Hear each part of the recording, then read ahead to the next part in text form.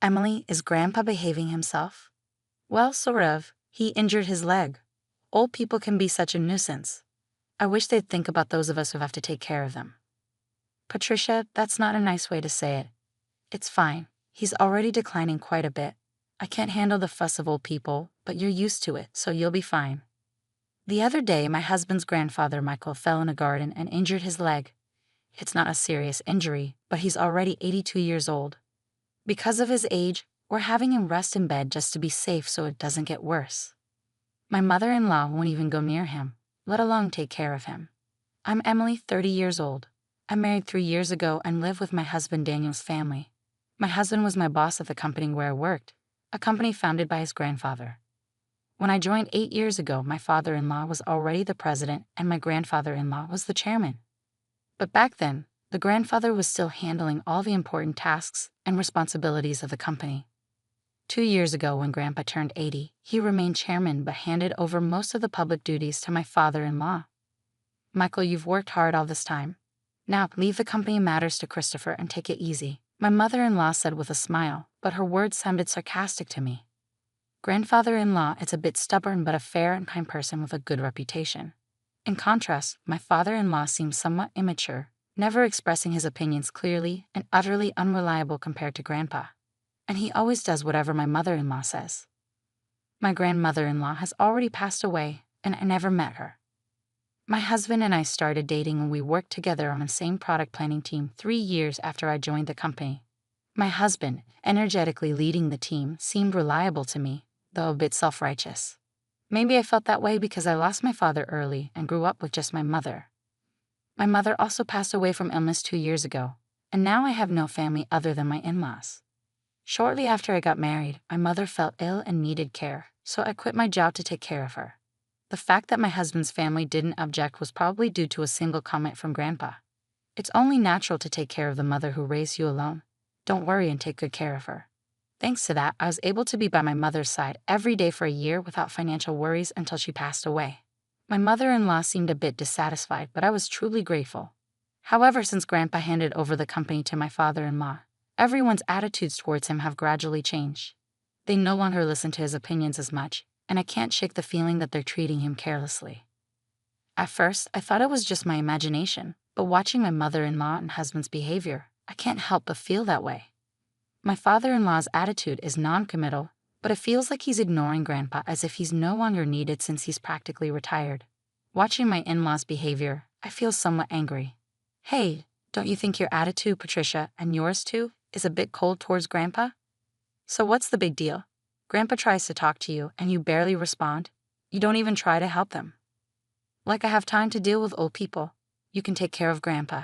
You're the one with the free time. You don't have to talk like that. Quiet, I'm tired from work. Don't nag me about unnecessary things. This is how it goes no matter. They won't listen to me. My grandfather-in-law doesn't say anything to his family about this. Now I'm the only one who talks to my grandfather-in-law at home. Grandpa, the weather is nice today. Shall we go for a little walk outside?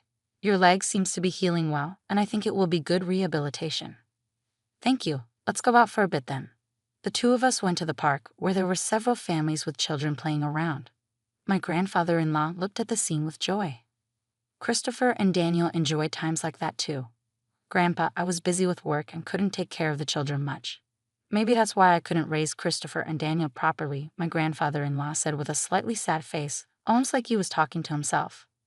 Christopher is my father-in-law, and Daniel is my husband. I think about how everyone can be kinder to my grandfather-in-law, but I can't come up with a good idea. But then my in-laws suggested building a house for my grandfather-in-law. This house is over 50 years old, right? The layout is bad, it's hard to use. But instead of spending money on repairs, it would be better to build a new house in a more convenient location. A new house? Michael is getting older, and it's good that he only got injured last time, but we never know what will happen. So let's make the house barrier-free so we won't have trouble if care is needed. I see. We can even put Michael's room in the middle so everyone can take care of him easily. Yeah, that's not a bad idea. Right, so it's settled then. And Michael, at the cost. If it's a house for all of us, I'll take care of it. Talk to Mr. Jones about the money. Typical Michael, thank you. We appreciate it, my mother-in-law smiled happily. It seems to me that they only flatter him when they want money. But if everyone takes care of my grandfather-in-law after moving to the new house, I thought there could be nothing better. Mr. Jones is the company's in-house counsel and also manages my grandfather-in-law's personal assets. My grandfather-in-law liked his character and made him in-house counsel, and it's been nearly 30 years. He is 58 now and a person my grandfather-in-law trusts the most. I've met him several times and he seems to be a very honest person. He always cares about my grandfather-in-law's health, and sometimes I think he's more like a son than his real sons. Having such people around my grandfather-in-law makes me feel a little relieved. I wasn't informed about the details of the house being built, but my mother-in-law seemed very cheerful, and the three of them were looking at interior design magazines and discussing various things, so it seemed to be going smoothly. Then something unexpected happened. It was revealed that my grandfather-in-law had a debt of $1,820,000. Wait, what's this about $1,820,000? I exclaimed. My grandfather-in-law had become a co-signer for a loan for a friend's company, but that company was in trouble, and a debt had become my grandfather-in-law's responsibility.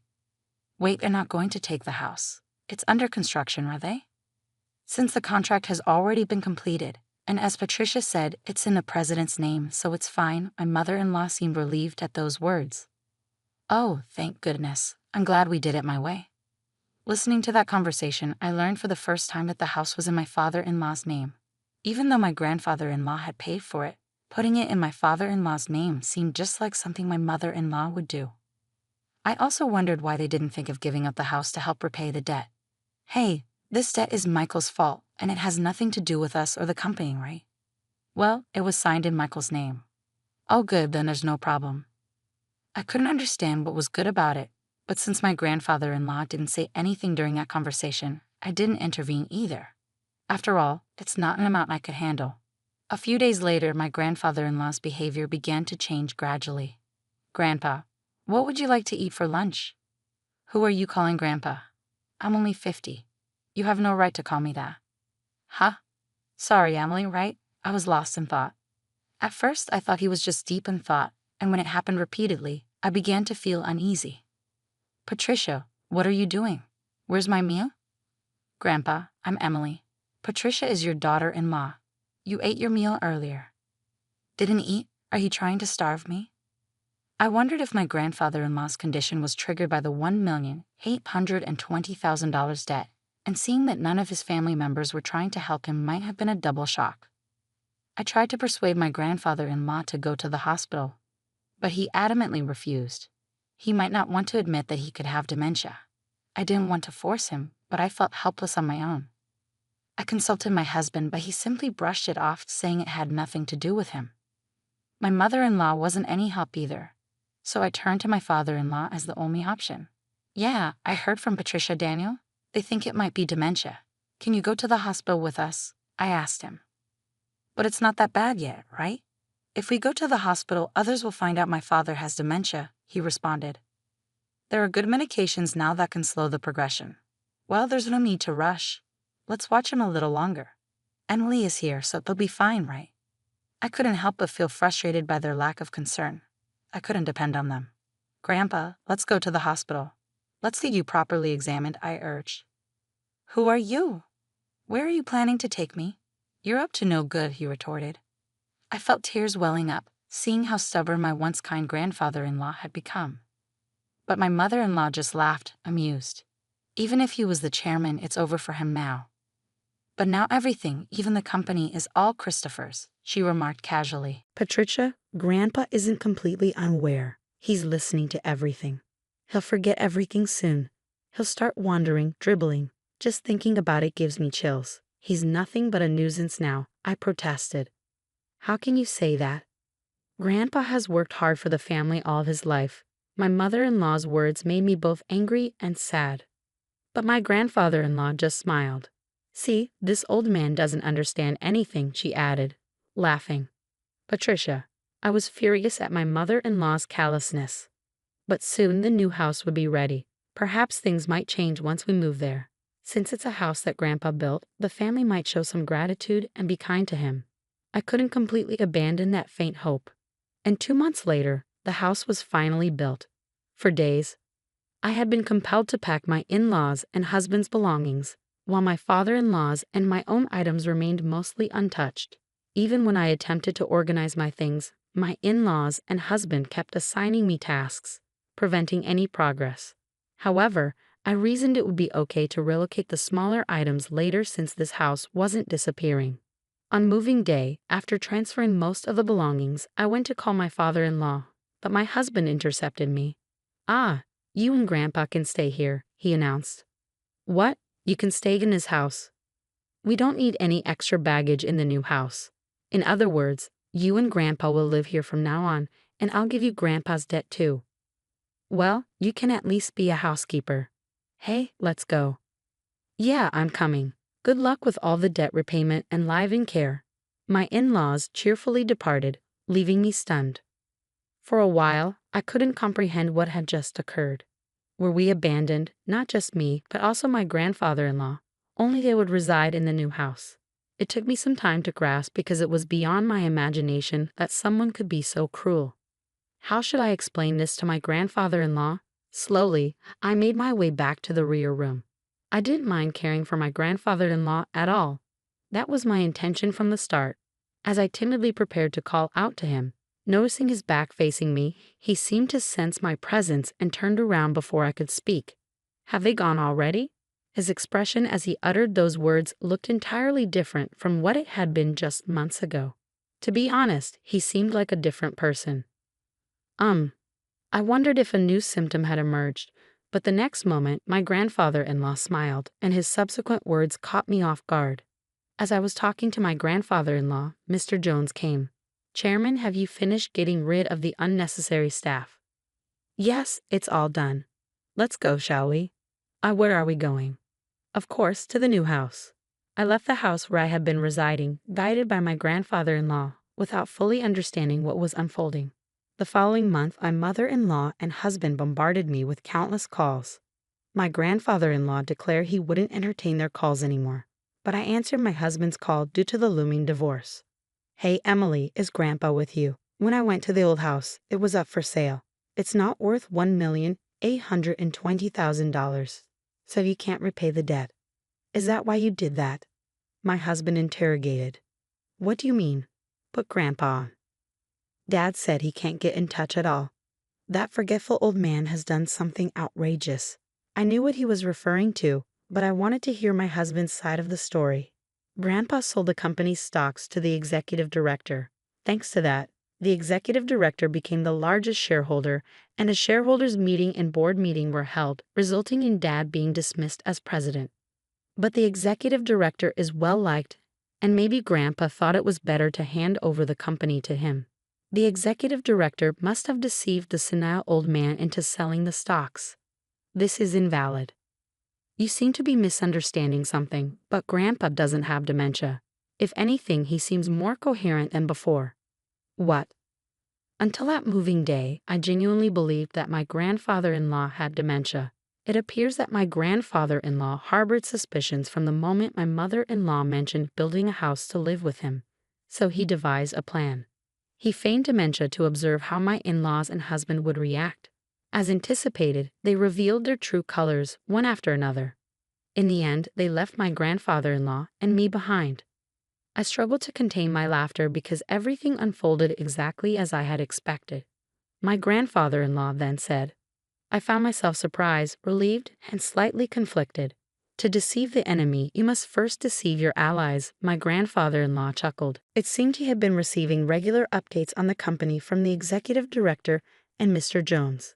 With my grandfather-in-law gone, my father-in-law and husband acted as they pleased, self-righteous, and completely ignoring the opinions of the employees, often entertaining at the company's expense. Eventually, my grandfather-in-law handed over the company to my father-in-law, but he harbored concerns about the future, leading him to take decisive action. In the end, he decided he couldn't entrust it to his son and left it to the executive director. I explained. What about the $1,820,000 debt? My husband inquired. That's gone now, I replied. Indeed, my grandfather-in-law had been a guarantor for a friend's dad, but he had personal assets exceeding that amount. However, I deliberately omitted this information to avoid my mother-in-law and husband targeting those assets. The friend was the son of a benefactor who had helped my father-in-law when he was young. Moreover, the countryside land owned by the son was going to be developed into a resort, allowing him to sell it at a high price. I explained further. "You're kidding," my husband exclaimed. "More importantly, are you guys okay?" I asked, concerned. "We're not okay. Both my father and I were denounced by the company. What should we do now?" My husband lamented. "Well, there's also the mortgage on the house," I revealed. "What? What do you mean, the mortgage on the house?" My husband was taken aback. "Haven't you realized it yet? The house money should have all been paid by Grandpa," I clarified. Christopher signed without checking everything. "It shows he really didn't have the qualities of a president," I added. "You're kidding," my husband sighed. "As a consequence, my parents-in-law lost the house they had built because they couldn't pay the mortgage. Now they reside in an old apartment over 50 years old, struggling to repay the unpaid loan. Despite their alternating attempts to contact me, suggesting we all live together, it was impossible now. My grandfather-in-law retired from his chairman position and bought an old house in the countryside. Emily, you can go and live wherever you like freely. You don't have to worry about living expenses," my grandfather-in-law assured me. But I chose to be with him. "If I'm not in the way, please let me be with you," I expressed, tears welling up in my eyes. My grandfather-in-law's eyes welled up too. Thanks to Mr. Jones, the divorce was finalized and procedures were taken to exclude my former father-in-law and former husband from inheritance. I became my grandfather-in-law's adopted daughter. If anything happens to him, I intend to take care of him until the end.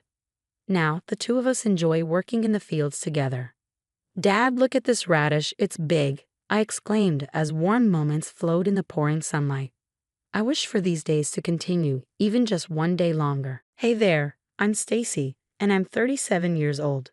My husband, Eric, and I were throwing a party at our house to welcome back my brother-in-law, Uncle Isaac. He had just come home after spending 5 years in prison for a crime he didn't commit. Yep, you heard that right, prison. But before you jump to conclusions about him or our family, let me tell you, Isaac was innocent. He got caught up in something he had nothing to do with. It took 5 long years of legal battles to prove his innocence and set him free. So you can imagine how excited we all were to have him back with us. The party was buzzing, everyone having a great time. Isaac was in the spotlight, catching up with everyone and sharing stories from his time in prison. He had a special bond with my daughter, Wendy, who used to be really close to him before all this mess happened. Laughter and lively chats echoed through the house. The smell of yummy food filled the air as we all enjoyed a feast fit for royalty. It was a special time for our family, filled with happiness and togetherness, which made my heart feel warm. Once the party ended and everyone left, we were still buzzing with excitement. We were thankful to see Isaac back with us, alive, happy, and healthy after his unfair time in prison. Life went back to normal, and it felt like the drama in our family had calmed down, at least for a little while. But sadly, that happy feeling didn't last long. A couple of days after the party, I was sitting in the living room, lost in a book, when Wendy burst in looking scared and angry. I quickly put my book down and went to her side, worried about what had happened. "Wendy, what's the matter? You look really scared." "Tell me what's going on," I said, my voice filled with worry. Tears were rolling down Wendy's cheeks as she struggled to catch her breath. "Mom, I found something. A camera. Hidden in one of my plants." My heart raced and I felt a surge of fear. A hidden camera in my daughter's room. It made my blood boil. But I had to stay calm for Wendy. We hurried to her room, my mind racing with questions. And there it was, tucked away among the leaves of her favorite plant. A tiny camera, invading her privacy. How long had it been there? I felt a mix of disgust, fear, and anger rising inside me. I wasted no time and called Eric right away, my voice shaky with a mix of feelings as I shared the shocking news. "Eric, you won't believe what I just found out. There's a hidden camera in Wendy's room. We need to act fast." Eric sounded both concerned and furious. "I'm coming over, Stacy. We're not going to let this slide. Our daughter deserves her privacy, and whoever did this will pay for it." While we waited for Eric, Wendy clung to me, her tears soaking my shirt. She blamed herself for not noticing the camera sooner, but I assured her it wasn't her fault. I promised to support her through this unsettling situation. When Eric arrived, his eyes reflected our emotions. anger barely contained beneath a calm surface. We carefully examined the camera, searching for any clues that could lead us to the person responsible. It was a betrayal of trust that hurt deeply, and we were determined to uncover the truth. The invasion of our safe space shattered the feeling of security we had worked so hard to build for our family. We needed to take action quickly, not only to protect our daughter, but also to restore our peace of mind. If there was one hidden camera in Wendy's room, who knew how many more might be lurking elsewhere in our home? "Don't worry, Wendy. We won't stop until we find out who did this," I reassured her. "Thanks, Mom. Can I please nap in the guest room?" "I don't feel comfortable in mine right now, and I'm really tired," Wendy asked. "Of course, sweetheart. You do what you need to feel safe." "I'm so sorry this happened," I replied gently. Wendy headed to the guest room, likely wanting some time alone after her privacy had been violated. I couldn't shake off the feeling of malice. Who could do something like this? We decided to review the footage, gather any evidence we could find, and involve the authorities if necessary. Nobody messes with our family like this. Though I was shaken, I found comfort in knowing Eric and I were on the same page. We sat together in the quiet of our living room, the seriousness of the situation weighing heavily on us. Our minds raced, trying to figure out who could have planted the camera in Wendy's room. As we talked it through, one name kept coming up: Isaac. I broached the subject carefully, trying to keep my voice steady. The timing is hard to ignore. The camera was likely planted during the family gathering, and who had the opportunity? Isaac. "Stacy, you can't seriously think Isaac would do something like this." "Yes, he's had his problems, but he's not a creep. He's my brother, for crying out loud," Eric protested. I understood Eric's reaction completely. Family bonds are strong, and suspecting a relative of such a violation feels almost unthinkable. But I couldn't ignore the clues that seemed to point towards Isaac's involvement during the family gathering. Gathering my thoughts, I spoke softly but firmly. "Eric, I know it's tough to consider, but we have to face reality. Isaac spent a lot of time with Wendy at the gathering, which suggests he may have had some interest in her. Plus, he just got out of prison. People change, and their experiences can influence their actions. Our priority is to protect our daughter, even if it means questioning those closest to us." Eric looked weighed down by the situation, torn between loyalty and the evidence. Eventually, he nodded slowly, his voice filled with a mix of resignation and discomfort. "I don't want to believe it, Stacy, but you're right. The timing and circumstances are hard to ignore. We have to find out the truth for Wendy's sake." The idea of confronting Isaac about the betrayal weighed heavily on our minds, but we knew it was necessary. The safety of our home and our daughter depended on it. As we braced ourselves for the tough conversation ahead, we promised to approach it with care and empathy. Finding the truth was crucial not just for our own peace, but to protect Wendy from any further harm. Days passed, and Eric struggled with conflicting feelings, loyalty to his brother versus the nagging suspicion in the back of his mind. The tension strained our relationship with Isaac and cast a shadow over our family as we grappled with uncertainty. A plan started to take shape in my mind. Risky, but it felt necessary to catch the culprit. I shared my idea with Eric, suggesting that hosting another family gathering could be the key to uncovering the truth. "Think about it, Eric. Whoever planted that camera might try to retrieve it during another family event. This gathering, meant for bringing us together, could give us the chance to catch them in the act." Eric hesitated, still torn between his loyalty to his brother and the need to uncover the truth. But as I explained the urgency of our situation, he eventually agreed that we had to explore every option before getting the authorities involved. It was a tough choice, but necessary to protect our family and regain our sense of safety. I called Tina, Isaac's wife, to propose the idea of another family gathering. "Hey, Tina, we were thinking of having another family get-together. Are you and Isaac free to join us?" Tina's response was surprisingly enthusiastic. She eagerly accepted, expressing her excitement for another gathering. It struck me as a bit odd, since she was usually more reserved, but I brushed it off, thinking she was just happy for family time. With the plans in motion, Eric and I focused on getting everything ready. Our home buzzed with anticipation and tension. We checked every corner for signs of intrusion, aiming to create a sense of normalcy while secretly preparing to catch the culprit. The stakes were high as the day of the gathering drew near, and our family's future hung in the balance. I felt a mix of nerves and determination. We were stepping into the unknown, but we were prepared to face whatever came our way to keep our daughters safe and our home secure. When the day arrived, our home filled with familiar faces once more. Excitement buzzed in the air, but underneath tension simmered. Uncle Isaac, ever charming, greeted everyone warmly, but Eric and I couldn't shake our suspicions. They loomed over us, casting a shadow on the festivities. To ensure Wendy's safety, we made the tough call to keep her away from the gathering, arranging a sleepover with a friend without revealing our concerns. With her gone, our focus sharpened, and we kept a watchful eye on anyone near her room. As the party started, laughter and chatter masked our true intentions. Eric and I played the part of hosts while secretly watching for any suspicious behavior. Our detective skills were in full swing. As the night went on, the music and dancing created a lively atmosphere, masking our true intentions. But amidst the celebration, I couldn't ignore Tina's strange behavior. She kept excusing herself, rushing off to the bathroom with an unusual urgency. My instincts kicked in, and I couldn't shake the feeling that something wasn't right. Driven by curiosity, I decided to approach her. When Tina headed towards the bathroom once more, I followed quietly, my heart racing. But instead of going inside, she turned and entered Wendy's room. Panic surged through me. I knew I had to confront her, to uncover the truth behind her actions. Stepping forward, I called out her name, my voice tinged with both accusation and concern. "Tina, what are you doing in Wendy's room?" Startled, Tina spun around, her eyes darting around the room as if searching for an escape. But there was no escaping the truth. The tension between us thickened, heavy with unspoken accusations. "I asked you a question, Tina. What are you doing in my daughter's room?" Tina's facade cracked, tears welling in her eyes.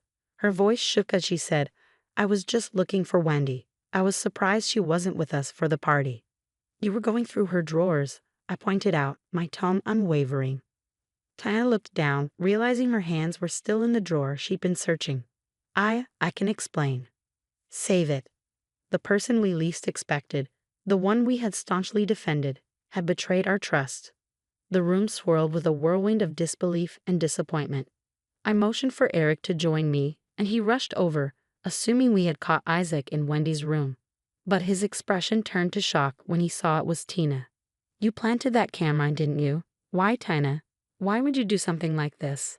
Eric demanded, his voice laced with anger and pain.